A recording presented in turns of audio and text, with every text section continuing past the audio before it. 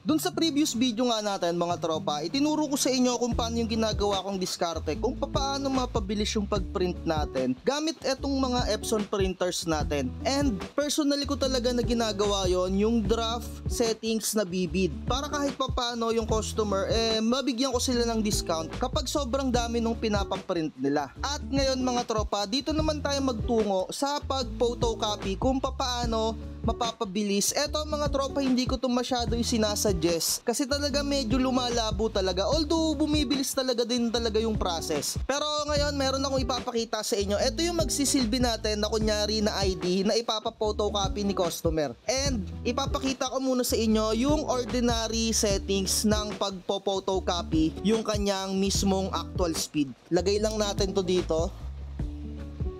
Syempre magpunta tayo dito sa copy. Ito yung pinaka normal speed niya. Pipindutin nyo lang yung etong print settings niya para maipakita ko sa inyo na ito yung standard settings. Pipindutin nyo yung pinakababa para makalikot nyo yung settings. Tapos punta kayo sa pinakagitna. Ito yung standard talaga, as in wala tayong gagalawin. Actual size, custom 100%, standard yung quality natin. Ayan, and pipindutin na natin yung okay, and eto na yung kanyang actual speed. So syempre sa pagpo-photocopy, mag-i-scan muna siya. Pero ang pinakamaganda dito sa Epson 5290, once na nag-scan siya mga tropa, tuloy-tuloy na yung print niya. So isa lang muna yung ipinakita ko sa inyong pinirint natin or pinotocopy natin, pero ipapakita ko sa inyo yung kapag marami tayong ipopotocopy, halimbawa 3. And ang kinagandahan talaga nito mga tropa, etong Epson 5290 natin, isang beses lang siyang nag-i-scan. Hindi kagaya nung Epson 3210 or 3110, every mag-xerox siya or photocopy, mag-i-scan siya palagi. Ito isang beses lang, kaya nag-upgrade din ako ng aking printers.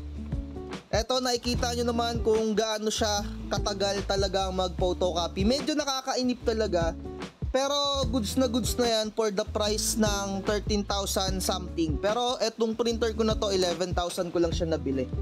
Ayan, ganyan yung kanyang standard na pag-photocopy. Alam ko mga tropa, nababagalan kayo, pare-parehas tayong nababagalan. Kasi wala naman tayong magagawa, ganyan talaga yung speed niya. Pero ang ginagawa ko, no, ang settings nga, na para kahit papano bumilis siya, yung draft settings, kagaya lang din dun sa pagprint natin dun sa ating vlogs kahapon. So siguro nakita nyo naman or napanood nyo kung gaano lang siya kabilis mag-photocopy ng ganyan. And eto na nga yung ginagawa ko paminsan-minsan lang kapag medyo si customer talaga nagmamadali. Dito naman sa pag-photocopy, expect naman din ng mga customer natin na talagang lalabo yung kanilang mga output. Eto na nga yung ginagawa ko talaga kung paano kahit paano bumilis. Pindutin nyo lang tong okay para mapunta kayo dito sa pinaka settings nya, and pindutin nyo tong down. Eto, makikita nyo yung density. Minsan tinotodo ko tong density kapag ginagawa ko tong draft na settings or quality. Ayan, meron kayong makikita na quality, pwede nyo yung palitan. It's either gusto nyo ng draft, yung mabilis na mag-print, or eto yung pinaka normal, at meron din siyang high quality. Etong sa high quality mga tropa, talagang tatagal yung pag-print dyan or yung pag-photocopy nya. Pero eto na nga yung sa draft, tapos tinaasan lang natin yung density. Ayan, or yung parang eto yung kapal ng ink na magagamit doon. So itry natin na makapal. Tignan natin yung magiging output nya or magiging outcome. Print na natin. Ayan, and copy. Ito yung draft settings, tignan natin kung gaano kabilis. Syempre, una mag-i-scan siya.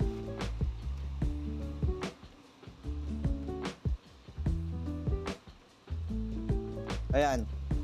Isa lang muna yung pinrint ko para makita nyo yung isang pag-photocopy niya. Pero kung 3 na, ayan, binago ko lang settings. And kapag tinignan nyo ulit dito, ayan, same pa rin yung settings niya, draft. Click na natin yung okay, and print. 3 naman yung ginawa ko dyan.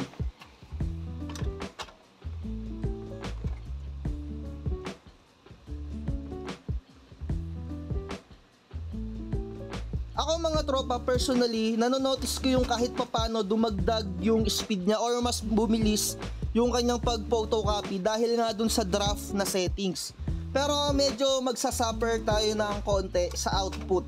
Pero may mga mangilan-ngilan naman na customer or halos lahat naman ng mga customer natin, expect naman na nila na lumalabo talaga when it comes to photocopy ng kanilang mga IDs or kahit na anong ipapo-photocopy nila. At eto, ipapakita ko sa inyo yung output ng draft. To tell you honestly mga tropa, medyo hindi pulido yung pag-print talaga dun sa draft na settings. Kung i-compare mo naman dito sa standard. Ulitin ko, ito yung draft settings. Sana nakikita ninyo ng maayos dito sa camera natin. And ito naman yung standard. Ayan. So, ipagtabi natin sila. Ito, medyo maputla siya ng konti. Ito, standard talaga yung pag-photocopy niya. Pero kahit papano, di ba? Mukhang lalaban naman talaga etong draft settings natin. Basta ito doon nyo lang yung density or yung kapal. Kasi kung hindi nyo ito todo yon, medyo pangit yung kalalabasan niya. Ayan. Pero di ba kahit pa paano, na-experience natin na medyo bumilis-bilis etong printer natin na Epson 5290.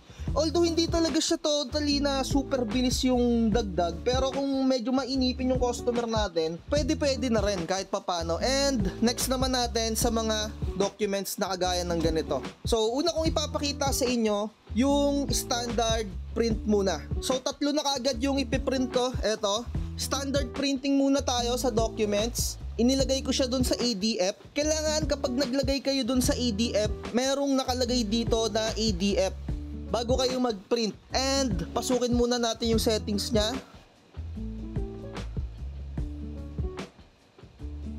Ibabalik ko lang siya sa standard para makita nyo lang.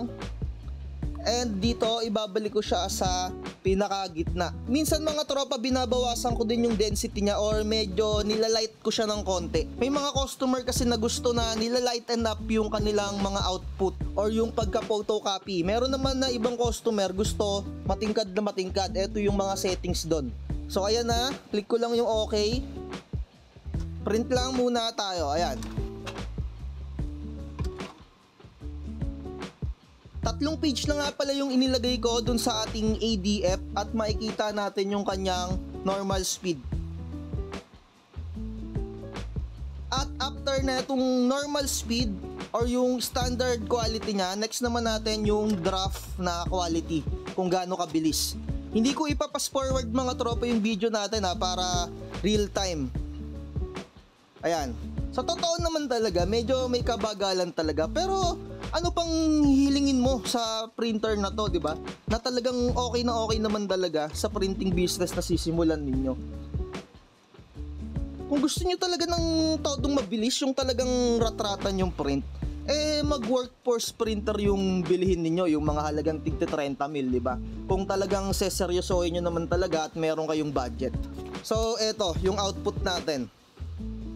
Halos wala siyang pinagkaiba dun sa ating pinotocopy or dun sa pinaka main source. Pero anyway, move forward tayo dun sa draft settings naman. Kunin ko lang yung pinaka-output natin. Ito yung pinaka-source natin. Ilalagay ko lang siya ulit dito sa ADF natin. Dito sa ADF mga tropa, never kong na-experience na magka-problema dito. Siguro nung una lang, medyo nangangapa ako. Pero kasi ako before meron na akong experience sa paggamit ng ADF using brother na printer. Kaya alam ko na yung medyo tamang paglagay. Basta hindi nyo siya masyado ipupush ng konti. Iga-guide nyo lang siya once na marinig nyo or maramdaman nyo na parang merong magkiklik doon sa pinaka part ng ADF. Kagaya nga nito, meron na siyang ADF. And settings lang natin siya ng draft. Ayan, draft na. Dito sa density, ito yung sinasabi ko sa inyo, kapag magda-draft settings kayo, pwede nyo siyang i-block. Pero ipapakita ko naman sa inyo ngayon, yung naka-center lang. Yung meaning, normal lang na density. Hindi natin kakapalan. Eto, makikita nyo talaga yung pagkakaiba. Ayan draft na quality. Click ko lang yung okay. And copy. draft settings na speed.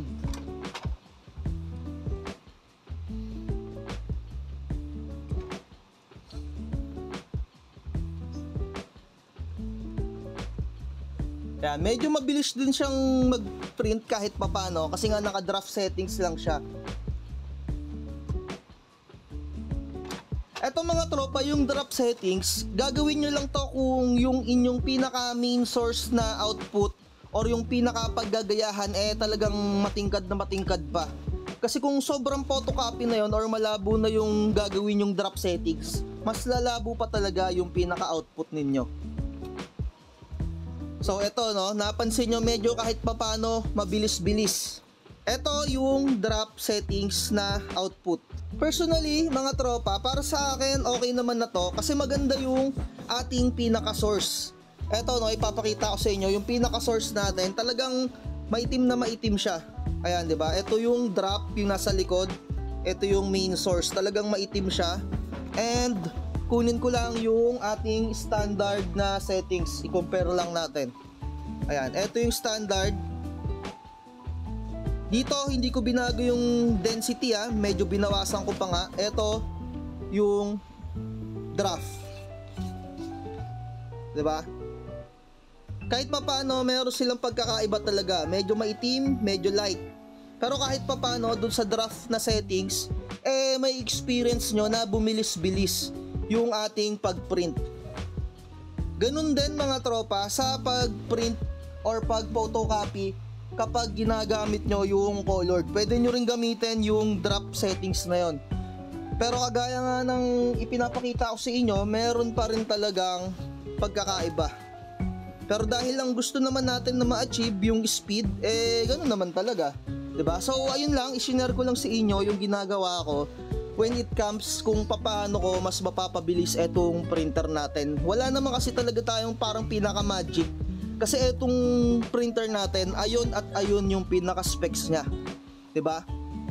So sa colored, eto ganun din. Pwede nyo rin baguhin yan. Pipindutin nyo lang yung okay para mapasok nyo yung pinaka-settings niya. Ayan.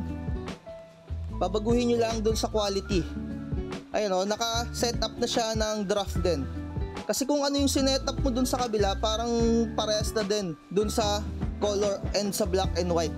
Sana nakatulong tong video natin na to mga tropa para kahit pa paano hindi kayo mainip. Although mabagal pa rin talaga yung pag photocopy niya, yung Xerox niya na settings, kahit pa paano ng konti, bumilis-bilis, di ba? So ayun na lang, dito na natin tapusin yung vlogs natin. Sa mga gustong mag-avail ng templates natin and Canva Pro, message nyo ako sa ating Facebook page. Like, share, and subscribe. Lagi ko sinasabi, huwag magpapauto. Bye-bye. Huwag kang magpapauto, mag-isip ka sa pilian. Sa laro ng buhay, dama ang tampuhan. Di lahat ng nagpa-hype, siguradong totoo. Sariling landas